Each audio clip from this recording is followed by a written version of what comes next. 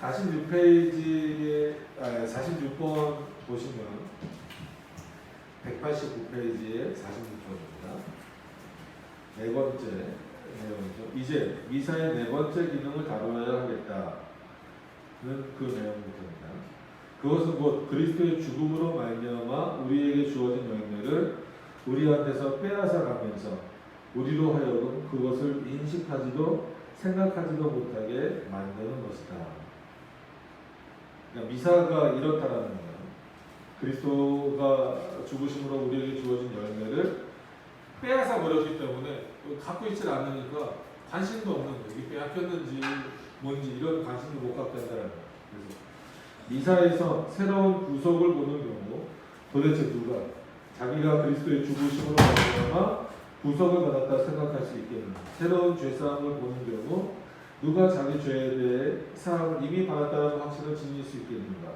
또 다음과 같이 변명을 한다 해도 소용이 없다. 우리가 미사를 통해 죄사함을 받는 이유는 다른 데 있지 않고 그리스도의 죽으심으로 말미암아 이미 그것을 얻었기 때문이다. 이렇게 말한다 하더라도 매번 미사 때마다 그리스도가 죽는다라는 표현을 쓰면 이미 우리의 죄를 위하여서 죽으셨고 그것으로 인하여서 우리의 모든 죄를 사해 주셨다라고 하는 그 믿음이 남을 수 있겠느냐.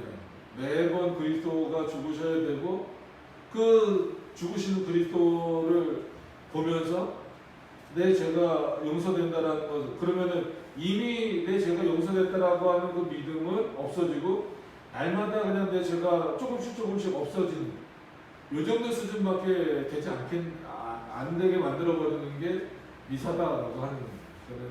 우리가 그리스도 앞에 예배 드리는 것은 그 용서함이 조금이 아니라 정말 우리를 죽음에서부터 생명으로 옮겨주실 만큼의 그 죄사함인데 그냥 그 날마다 조금씩 용서되는 것으로 변질시켜버려서는 안 된다라고 지금 말하고 있는 거예요. 자, 이제 190페이지로 넘어가셔서 보시면 이것은 우리가 우리 스스로를 구속한다는 전제하에 그리스도에 의해 우리가 구속되었다 뽐내며 주장하는 것과 다를 바 없기 때문이다. 그러니까 구속은 우리 스스로가 할 수 없는 거잖아요. 그리스도가 하시는 건데 미사는 결국 누가 눈에 보이게 집례하는 거예요. 사제들이 집례하는 거예요. 그러니까 사제들이 집례하면서 마치 무슨 일을 하는 거예요? 그리스도를 죽이는 일을 하는 거니까 결국은 너희가 구원을 이루는 거 아니에요. 너희가 구속을 이루는 거 아니에요. 그러면 그게 실제로 그리스도가 이루신 구속과 같겠느냐? 다르지 않겠느냐? 그럼 너희는 말은 그리스도를 통해서 구속받았다라고 하면서 실제로는 너희 스스로가 너희를 구원하려고 하고 있지 않느냐는 거예요. 이런 오류가 있다라고 하는 것을 이해하셔야 된다. 그런 차원에서 이런 가르침은 사단의 종들에 의해 전파되었다. 이런 가르침은 그들은 오늘날도 함성과 칼과 불로 지키고 있다. 즉 우리가 그리스도를 아버지께 미사를 통해 드릴 때 이 제사 행위를 통해 제사함을 얻고 그리스도의 고난에 참여하게 된다고 한다. 이 가르침대로라면 이제 그리스도의 고난에서 남는 것이 무엇인가? 그것은 오직 우리가 우리 자신의 구속자라는 것을 우리에게 가르치는 구속의 모본이라는 것뿐 아닙니다. 즉 어떻다라는 거예요? 그러니까 구약의 양과 소와 이런 거를 잡아서 하나님께 드렸잖아요. 그리고 우리 죄를 용서해달라고 구약의 제사장들이 했잖아요. 미사가 그렇다는 거예요. 제물이 양과 소에서 누구로 바뀌었다는 거예요? 그리스도로 바뀌었다는 거예요. 그래서 날마다 그리스도를 누가 인간 제사장처럼 불리는 사제들이 그리스도를 날마다 하나님 앞에 드려서 구속을 얻게 해달라고 한다면 그건 그리스도의 제물에 불과한 것뿐이지 우리의 구속자가 될 수 있는 그럼 그 구원은 너희가 요청해서 너희가 얻는 것에 불과하지 않느냐. 그럼 예수님께서 실제로 이 땅에서 고난받으신 것은 무슨 의미가 있느냐. 여러분 이런 그 논리적 모순이 있는데 오히려 천주교에서는 고난주간하면서 아주 우리를 현혹시킬 만큼 지키잖아요. 그 문제는 실제 미사라는 그 의미 안에는 그리스도를 희생제물로 하나님께 드린다는 의미가 있어요. 그러면은 예수님이 2000년 전에 이 땅에 계실 때 실제로 고난 당하신 것은 의미가 없어져 버린 겁니다. 그런데 또 뭐를 만들어요? 고난주간이라는 거 만들어서 그때는 사람들로 하여금 아무것도 못하게 금식하게 만들고 뭐 금욕생활하게 만들고 막 이렇게 막 해버리니까 자기네들 안에서의 이 논리적인 모순이 엄청 많아요. 그래서 물어보면 뭐 좀 빗나간 얘기지만 너네는 예수 그리스도에게 한마디로 미사를 드리는 거냐 예배를 드리는 거 아니면 마리아에게 하는 거냐면 늘 말은 마리아는 아니고 예수 그리스도께 하는 거야 라고 말하지만 성당이나 이런 데 가보면 어떤 성당은 뭐 저희는 그걸 만들어 놓진 않지만 예수님 상보다 마리아 상이 훨씬 화려한 데가 더 많아요.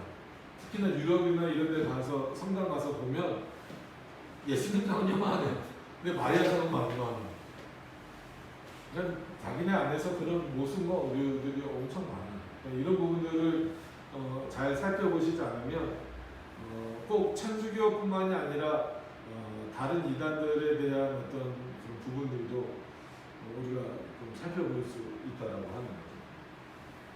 자, 이제 47번으로 또 넘어가서 보시면 이제 나는 마지막 논점을 다루려고 한다. 또 주님은 성만찬으로 당신의 수난에 대한 기억을 각인시켜 구체적 형상을 만들어 두셨는데 미사가 세워지자 성만찬이 가운데 위치를 빼앗겨 망각 속에 사라지게 되었다는 것입니다. 물론 성만찬 자체는 하나님의 선물이라 감사함으로 받아야 하겠지만 반면 미사의 제물은 마치 하나님께 값을 지불하는 것처럼 행해져야 하는 것이고 하나님은 그것을 대선물로 받으실 것이다.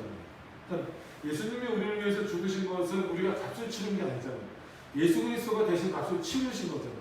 근데 미사는 어떤 방식이에요? 그 그리스도를 하나님께 계속 바치는 거기 때문에 여전히 지금도 값을 치르는 방식이라는 거예요. 이런 방식은 옳지 않다는 거예요. 그리고 늘 성만찬은 그 중심에 있어야 되는데 미사는 그렇지 않다는 거예요. 성례와 미사 사이에는 주는 것과 받는 것만큼의 차이가 있는 것입니다.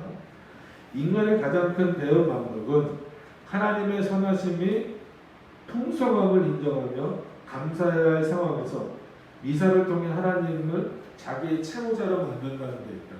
우리가 예배 드릴 때는 뭘 하나님께 드리려고 예배 드리는 게 아니잖아요.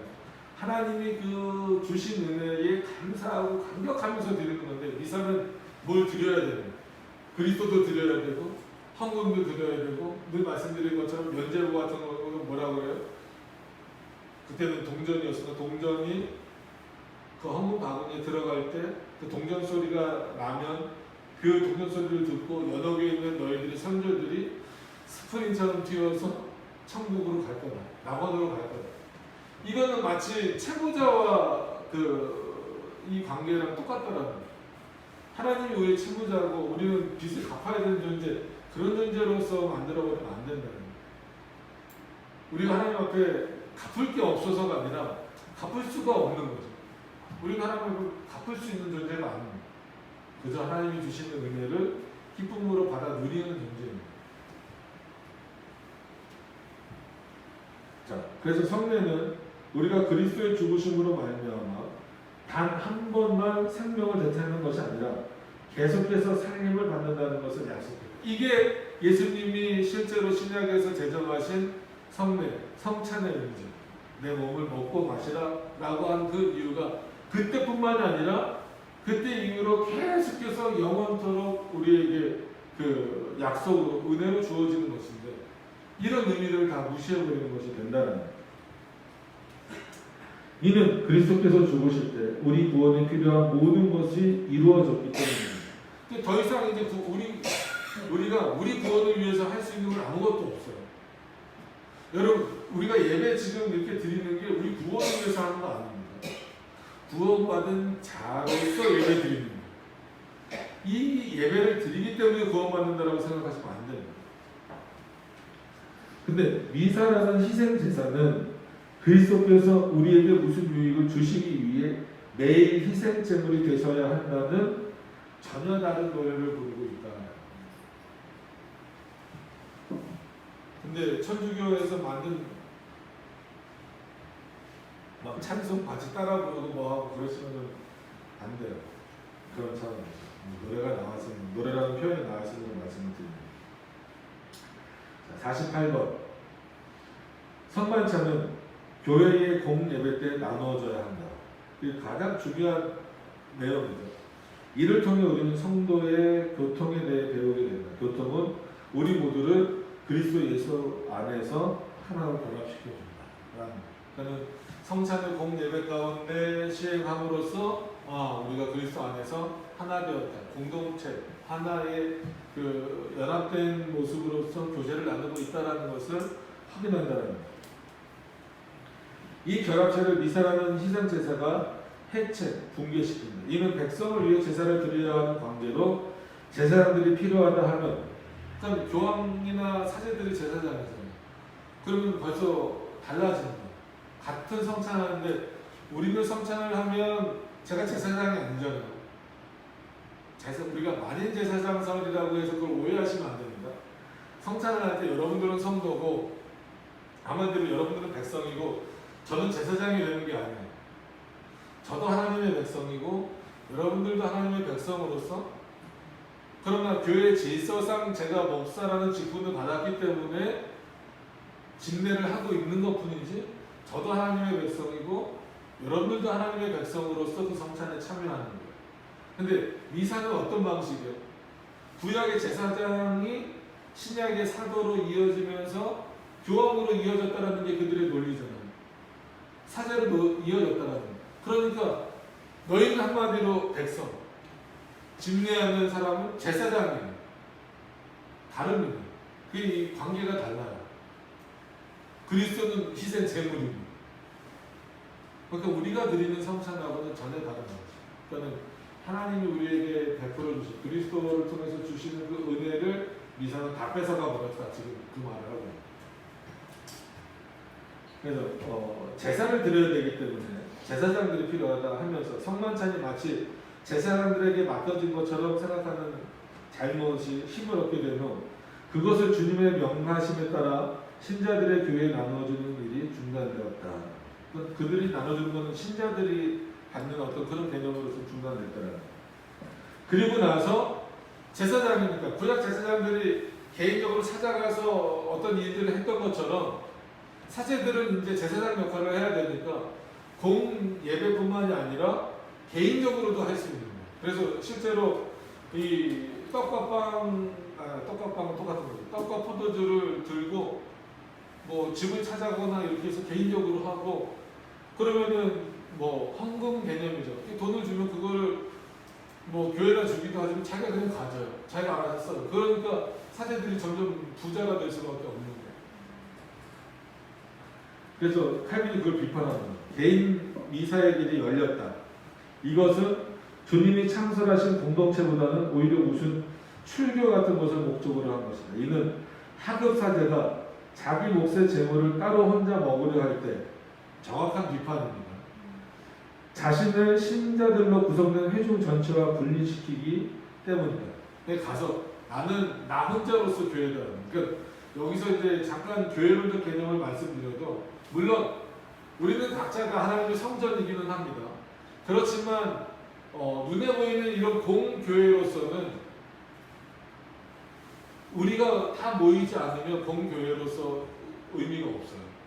근데 천주교는 솔직한 얘기로 여러분들이 없어도 저 혼자만, 그러니까 사제와 같은 저 혼자만 딱 있어도 교회가 완성이 됩니다. 이게 교회론이 완전히 다릅니다. 예를 들면 반석특일교회라고 하면은 이렇게 저도 있고 성도님들도 있고 다 있어야 공교회잖아요. 그게 아니라 반석특일교회라는 의미가 없어요.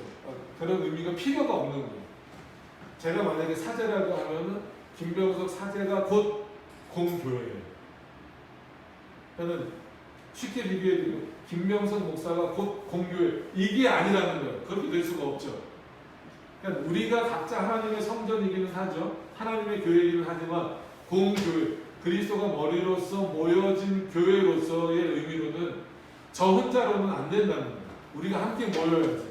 그래서 김병석 목사 곧 공교회 이게는 안 된다는 거예요. 근데 로마 가톨릭은 성도들은 성립이 안 돼요. 로마 가톨릭 교인들은 성립이 안 돼요. 근데 누구는 성립이 되냐면 사제는 성립이 돼요. 만약에 김병석 사제는 곧 교회 이게 성립이 되는 거예요. 이게 교회에서 어마어마한 차이예요. 그러니까 성도들이 필요 없는 거예요. 필요 없다라는 것은 반대로 말하면 뭐예요? 성도들보다 사제가 실제로 계급적으로 위에 있다는 거예요. 하나님보다 더 가깝다는 거예요. 그럼 그리스도의 위치가 아주 애매해집니다. 그러니까 로마 가톨릭 교인들은 천주교 신자들은 예수 그리스도에게 기도하는 경우도 있지만 마리아에게 기도할 수 있고 성인들을 위해서 통해서 기도할 수 있는 그 길이 열려버리는 거예요. 이게 엄청난 문제입니다. 근데 이런 큰 문제가 있다라고 하는 것을 잘 모르는 경우가 많죠. 자, 내가 그것을 개인 미사라 부르는 것은 아무도 속임당하지 않도록 하기 위해서다. 표현을 하든 고함을 치든 아니면 중얼거리기만 하든 속삭이기만 하든 상관없다. 이는 두 종류의 성찬이 다 교회에 참여하는 것을 막고 있다는 거예요. 그러니까 개인적으로 정말 예를 들어서 제가 성도님 집에 찾아가서 성찬을 해줬어요. 그럼 뭘 막는 거예요? 성도님이 교회의 공적인 이 성찬에 참여하는 것을 막아버리는 거예요. 그럼 난 이미 참여했어. 사제가 와서 해줬으니까 나는 굳이 교회까지 가서 할 필요가 없어. 그럼 편하잖아요. 그 오라고 하는 거예요. 마치 택시 부르듯이 그냥 와서 성찬해주고 그러면 와서 성찬해줬으니까 우리나라 돈으로 5만 원 가져가세요. 10만 원 가져가세요. 그게 그 사제들이 자기 몫이 돼버린다는 거예요. 이게 하나님이 보실 때 정상적이겠네요. 큰일 나네요. 오히려 성도들로 하여금 올바른 성찬에 참여하지 못하도록 막아버리는 거예요. 개인 성찬. 그러니까 여기다가 아주 희한하고 자기네들만의 논리를 껴넣는 거예요. 그런 성찬에 참여하지 않으면 구원 못 받는 거예요. 즉 영세를 안 받으면 구원 못 받는 거예요. 그러니까 예를 들어서 병상에 누워있는 환자예요. 그러니까 교회 못 나오잖아요. 그래도 영세를 받아야 된다는 거예요. 그래서 그 병상에 누워있는 환자한테 가서 영세 주면 가족들이 감사하잖아요. 이제 우리 어머니, 아버지 아니면 자녀 형제가 이제 구원받았다. 그럼 그냥 돌려보내지 않잖아요. 그럼 거기서 또 이렇게 돈을 주면 그것도 자기 돈이 됩니다. 솔직한 얘기로 세례가 중요하죠. 반드시 받아야 되지만 세례가 구원의 필수 조건은 아니라는 거예요. 그래서 우리도 진짜 말 그대로 저도 예전에 보면 이렇게 교회 안 다니시고 하시다가 정말 병환에 걸려서 이제 잘 움직이시지도 못해서 침대에 누워 계시는 그때 예수님을 영접하실 때 하시는 분들이 있어요. 그럼 그분들이 저도 세례 받아야 되는 거 아니냐. 언제 생각할 때 그런 경우가 있어요. 괜찮으시다. 안 받으셔도 된다. 그럼 가족들도 목사님 세례를 어떻게 우리 받을 수 없을까요? 안 받으셔도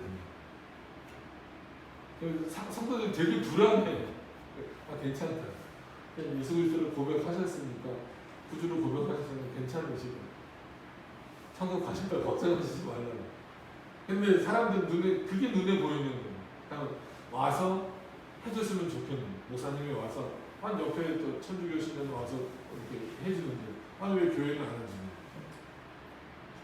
세례가 그만큼 중요하긴 하지만 절대적인 않다. 구원에서 잘 생각을 하셔야 돼요. 그런 부분들을 놓고 봤을 때 결국 세례를 주고 성찬에 참여하는 것도 이 공교회로서 그 공교회를 통하여서 그리스도가 베풀어 주시는 그 은혜에 참여하도록 만드는 그 중요한 내용이 있는데 이런 내용들을 모두 다 그냥 다 끊어버리는 내용이 되버리면 오해시키는 내용이 되버리면 이건 심각한 문제가 발생합니다. 그래서 걱정스러운 거는 일부 우리 이제 기독교 목사님들 중에도 어떤 면에서는 본인이 그렇게 생각하실 수도 있고 아니면 성도들이 요청하니까 실제로 그냥 가서 그 누워있는 환자에게 세례 주는 것도 전 몇 번 봤어요. 야, 정말 저렇게 위험한 일을 함부로 하고 있고, 그 가족들에게 잘 설명해서 세례 안 받으셔도 괜찮다. 그런 분들은 세례 안 받으셔도 괜찮다라고 하는 것을 설명해 줘야지. 그건 까고까지 챙겨야 가서 병원에서 세례 주는 모습 보면서 참 기가 막히다라는 생각을 많이 가졌는데, 안타깝죠. 그런 거를 보면. 공교의 어떤 그런 허락하신 개념들을 잘 모르니까. 자, 조금 더 진행을 하도록 하겠습니다. 191페이지 49번 넘어가서 보시면, 하지만 나는 결론을 말하기 전에 이사에 대해 가르치는 우리 박사들에게 질문을 하나 하겠다.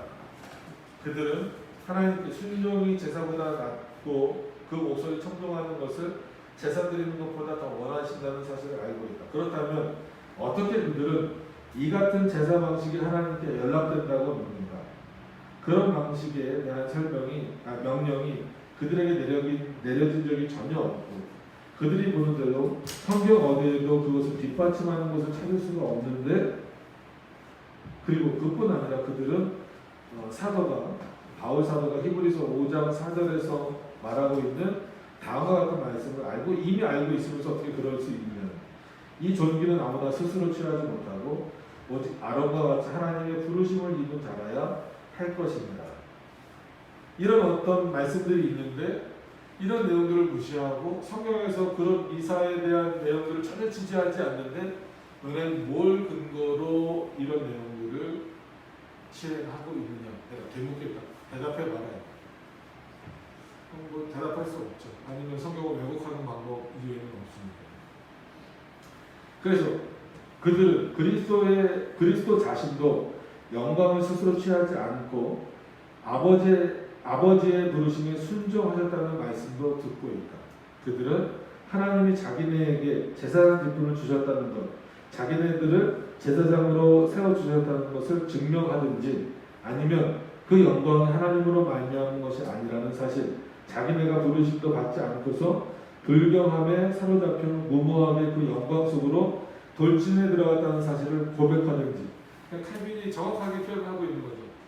예수님도 물론 하나님으로서는 영광스러우신 분이시지만 이 땅에 오신 인간으로서는 스스로 영광을 취하시지 않고 아버지가 나에게 영광을 주셨다라고 표현하시는데, 예수님도 그렇게 표현하시는데, 너희는 무슨 근거로 하나님이 너희를 제사장으로 세웠다라고 말하냐? 근거가 있으면, 성경에 근거가 있으면 대보라고. 만약에 될 수 없다면 차라리 너희는 솔직해져. 나는 거짓말하고 있다. 나는 그렇게 제사장 직분을 받지 않았는데 받은 것처럼 지금 너희들 앞에 서 있다라고 솔직하게 말해요. 아니면 성경의 근거를 배워줍니다. 둘 다 하지 못하는 거예요. 성경의 근거도 없고 솔직하게 사람들 앞에 나설 용기도 없는 거예요. 그렇게 나서버리면 그 일을 할 수가 없잖아요. 그래서 중세시대 때 보면 그때는 이제 뭐 성읍 막 이런 거 있잖아요. 성읍의 지주들이 사제인 경우가 되게 굉장히 많았어요. 그러니까 일반 물론 돈 많은 귀족 계급들도 있지만 사제들이 거의 성읍이니까 고을이라고 그러죠. 고을을 막 그게 다 자기 거예요. 그럼 어떻게 사제들이 그렇게 많은 돈을 벌 수 있겠어요?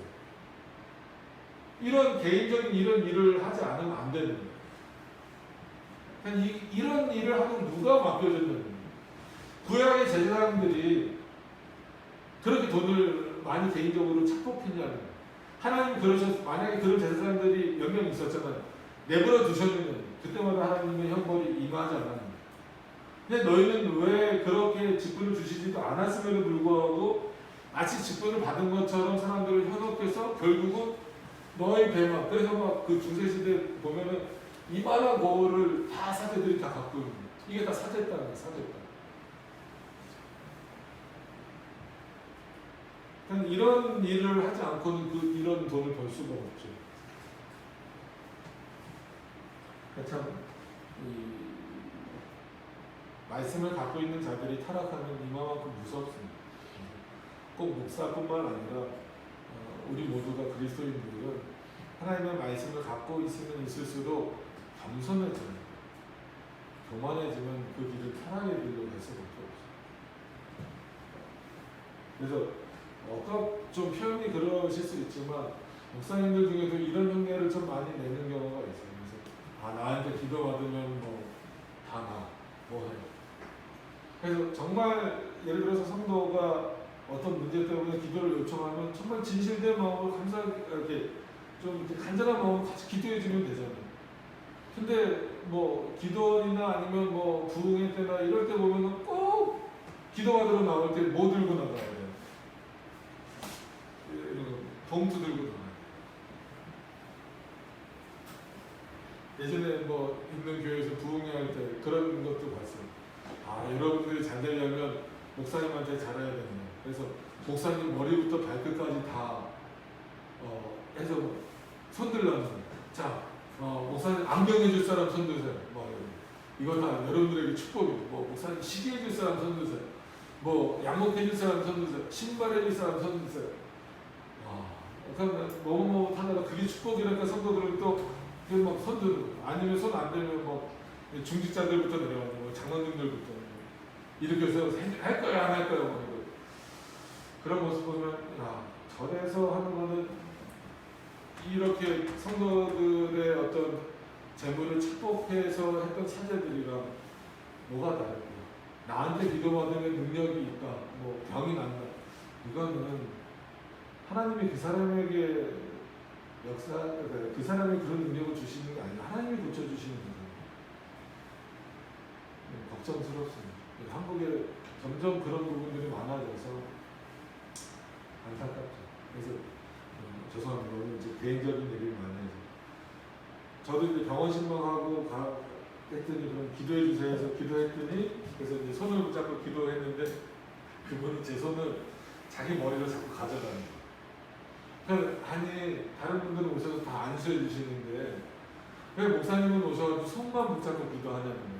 아니 손을 붙잡고 기도해도 된다고. 목사님은 안수해 주시면 날 것 같다는 거예요. 아니 제가 안수한다고 나는 게 아니고 제가 그냥 같이 기도해 드리는 거예요. 근데 기도하는 중에 손에 힘을 재고 계속 제 손을 기도하는 계속 먹는 저는 계속 내리고 이게 신앙생활 오래 하신 분인데도 평생 그게 박혀 있어서 목사님한테 기도 받으면 무조건 안수. 그러면 뭔가 이루어질 것처럼 막. 근데 참 안타깝죠. 그런 부분들 보면.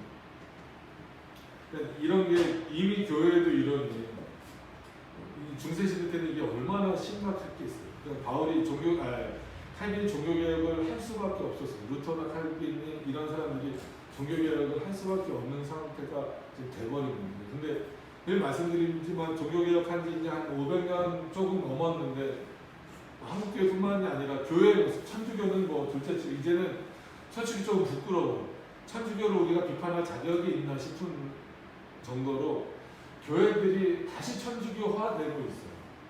여러 가지 절기를 지키는 문제도 그렇고 교회 이런 꾸미는 문제도 그렇고 또 전체다는 아니지만 일부 목사님들은 마치 그냥 본인이 사제처럼 뭔가 이렇게 특별한 것처럼 이렇게 비춰지면서 하는 모습들을 보면 저번에도 말씀드린 것처럼 종교개혁한 지 이제 500년 좀 지났는데 우리 모습이 이제 천주교를 비판하기 힘들 정도로 더 어떤 면에서는 더 타락한 모습이 보이니까 좀 안타깝다. 그래서 지금 우리가 기독교 강요를 보면서 기독교 강요에서는 로마 가톨릭을 비판하고 있지만 오히려 이런 모습을 보면서 우리 스스로를 좀 돌아봤으면 좋겠다는 생각을 좀 많이 갖게 됩니다. 오늘은 조금만 더 나가시고 마무리를 하겠습니다. 좀 49번을 다 못 끝내더라도 49번이 좀 깁니다. 자, 그러면은 191페이지만 마무리하도록 하겠습니다. 그럼 남는 것은 무엇인가? 그것은 소경도 볼 수 있고 귀머거리도 들을 수 있고 어린애들까지도 알 수 있는 이같이 가증한 미사와 관련된 것뿐이다. 그것은 황금 잔에 담겨 땅의 모든 왕들과 백성들을 가장 높은 자부터 가장 낮은 자의 이르기까지 취하게 만들었고 마비와 현기증에 빠뜨렸기 때문에 그들은 들짐승보다 더 우둔하게 되었다. 그죠? 너희가 사제라고 하면서 결국은 한 일은 백성들을 성도들을 우둔하게 만든 것밖에 없다. 또 구원선의 이물과 고물을 하나같이 이 무서운 소용돌이 속에 처박히게 만들고 있지 않는가. 구원에 대한 어떤 그 귀한 내용들을 정말 이렇게 하찮은 것으로 만들어 버렸다라고 합니다. 분명한 것은 사단이 그리스도의 왕국을 공격하고 탈취하는 하기 위해 이것보다 더 효과적인 무기를 사용한 적이 한 번도 없었다는 사실입니다. 그래서 그 칼빈도 그렇고 종교개혁자들은 로마 가톨릭을 늘 적그리스도를 표현을 많이 합니다. 사단의 역할, 사단이 가장 교회를 혼란시키는 방법 중에 하나가 말씀을 가장 비슷하게 왜곡시키는 그런 방식입니다. 이거는 헬레나이다. 그녀를 위해 진리의 원수들이 오늘날 엄청난 광기와 엄청난 분노와 엄청난 포악함을 발휘하여 싸우고 있다.